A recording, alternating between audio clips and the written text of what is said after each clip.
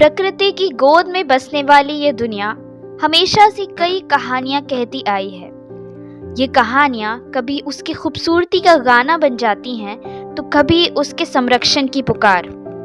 एक ऐसी ही दास्तान मध्य प्रदेश का दिल क्लीनेस्ट सिटी इंदौर अपने अंदर समेटे हुए है। सिरपुर वेटलैंड ये सिर्फ एक तालाब नहीं बल्कि कई प्रजातियों, पक्षियों, मछलियों और पौधों का आशियाना है।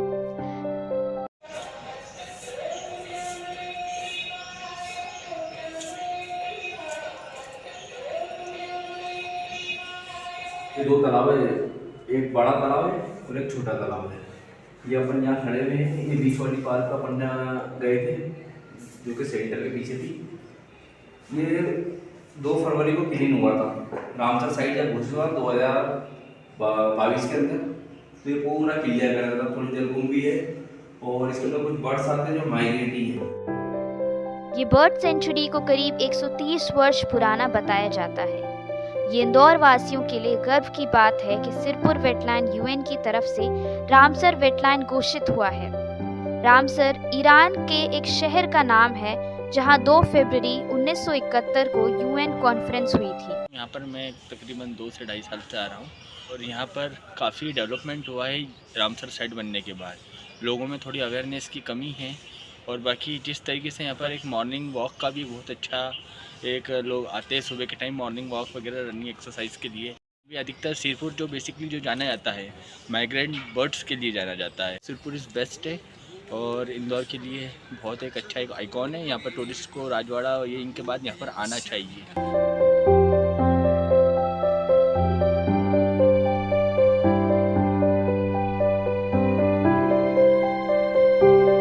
मेरा नाम भालू मोंटे है। मैं टीएनवी नेचर वॉलंटियर का प्रेसिडेंट हूँ और हमारा एनजीओ 32 साल पुराना है। यहाँ उस टाइम से काम कर रहे हैं। 2016 में मेरे को पद्मश्री मिली है फोटोग्राफी और नेचर के लिए।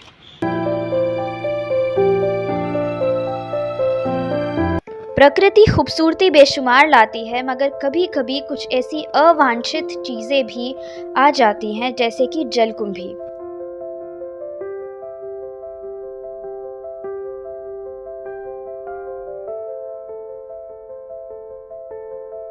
नगर निगम को बोलते रहते हैं जलकुंभी हटाने का अभियान। कोई वीआईपी आएगा तब हटेगी, उनको शर्म आएगी तब होएगा। वो नहीं तो बड़ा लगे रहते हैं हम पीछे में।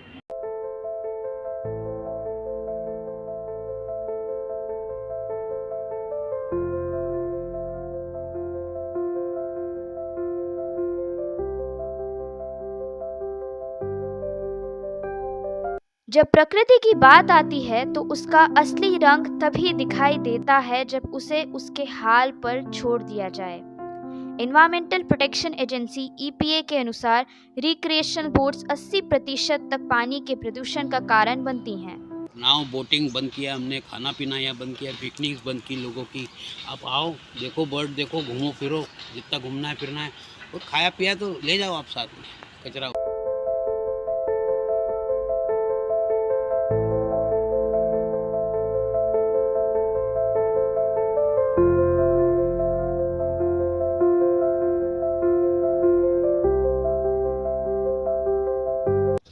2 डायरेक्शंस हैं।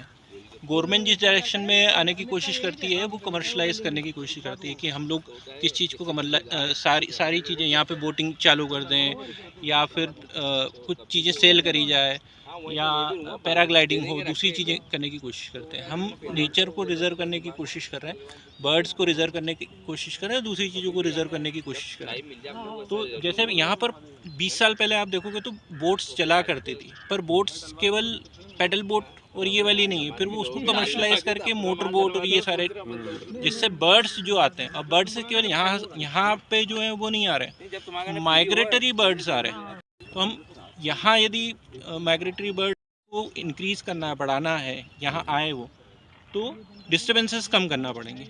डिस्टर्बेंसेस सारे तरीके के हो गए, बोटिंग हो गया या फिशिंग हो गया या और भी कोई से शोरगुल हुए।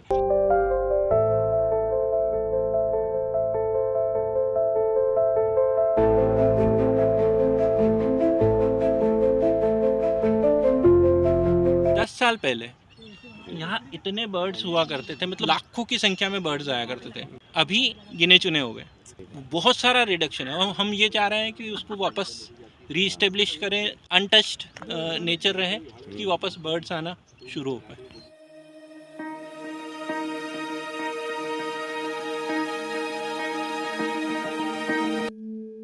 हम इंसान अक्सर ये गलतफहमी रखते हैं कि अगर हमें कोई खाना पसंद है तो हमारे पास के जीव भी उसे पसंद करेंगे, लेकिन हम भूल जाते हैं कि हम और वो अलग प्रजातियां हैं और उनका आहार हमसे काफ़ी अलग होता है। तो बात ये हो गई कि एक शुगर पेशेंट को तुम यहाँ मिठाई खिलाए जाओ और उसको एक कमरे में बंद कर दो, तो उसके साथ क्या होगा? मरेगा। उसी पक्षी की हालत हो गई। इनको पोहे जलेबी का नाश्ता डाल दिया, अब उन पोहे जलेबी खा रहे हैं, तो उनकी जो प्रैक्टिस है वो छूट गई, तो उसकी आदत जो है वो खत्म हो गई, उड़ने की प्रैक्टिस ही कम हो गई। बॉडी का वो है वो पूरा खराब हो गया सिस्टम, क्योंकि वो खाता था चूहे, सांप, मरे हुए जानवर, जो अब वो खा ही नहीं रहा। अब वो क्या खा रहे हैं? पोहे जलेबी, ये उसके खाने की चीज़।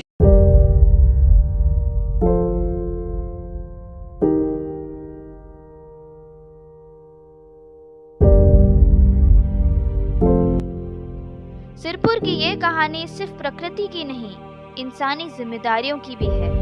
विकास के इस दौर में हम अक्सर ये भूल जाते हैं कि जब हम प्रकृति का कमर्शलाइजेशन करते हैं तो उसका सीधा प्रभाव हमारे एनवायरनमेंट पर पड़ता है, जिसे हम अपनी सुविधा के लिए बदलते हैं। वही प्रकृति अपने आप में एक संतुलन बनाकर जीवन का आधार बनती है।